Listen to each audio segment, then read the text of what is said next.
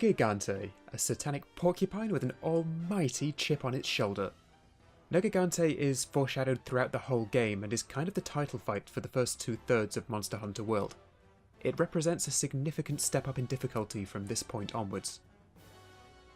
Before anything else, let's talk a little preparation for this fight. The massive prickly one has a surprisingly small amount of health. Once you've got this fight down, you can take a Nergigante down in about 10 to 12 minutes. The challenge is reaching that point. Nergigante is the archetypal glass cannon. Going in with high defense will allow you to survive an onslaught that might kill another unprepared player in 2 hits.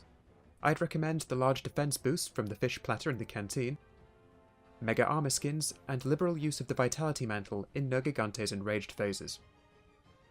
Speaking of defense, I really think it's ideal to have a defense value of at least 60 on all equipped armor pieces. I hope you've been hoarding those armor spheres.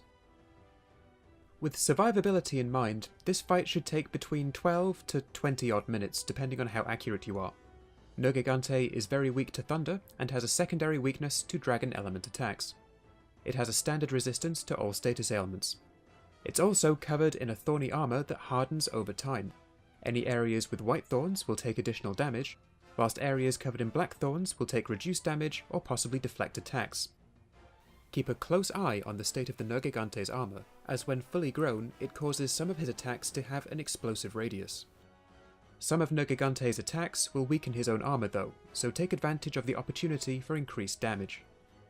This is one of the fastest moving bosses in the game, so I'd really recommend using one of the more mobile weapons. My personal favourites are the dual blades.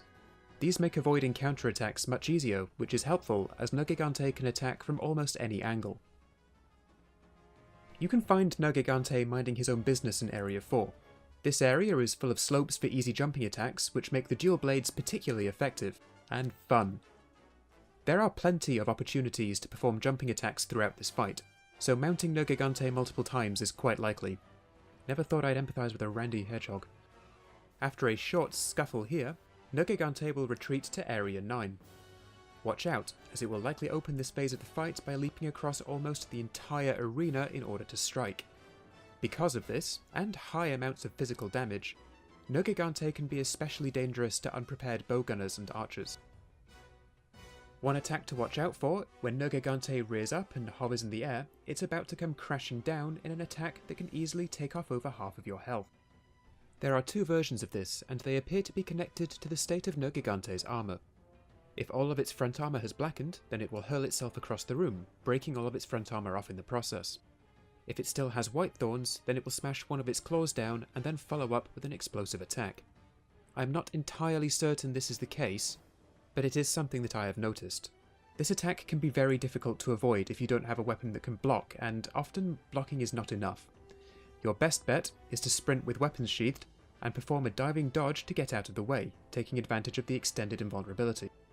Though this doesn't always work. This fight can go south real quickly if you get stunned, or if Nergigante decides to do this whilst your back is against a wall. Whilst it's enraged, and Nergigante is almost always enraged and almost never tired, be ready to put your weapons away and go into survival mode, especially if you've chosen a slower weapon for this fight, and do not forget about that vitality mantle. Once you've worn it down in Area 9, Nergigante will flee to either Area 8 or Area 12. If it flees to Area 8, then you're lucky and it's giving you easy mode. This area has Vita Lilies and hazards that you can use to your advantage. The daft beastie will immediately position itself under a large stalactite that you can bring down for a damage burst and a handy stun. If the obstinate little bugger flees to Area 12 though, then you've had no such luck. Down a cool drink and get back to work. This area is pretty featureless, barring the possibility of heat damage if you didn't bring any cool drinks. After a short while, Nergigante will limp back to Area 9, fight for a short time, and then limp back to its nest in Area 15 before falling asleep.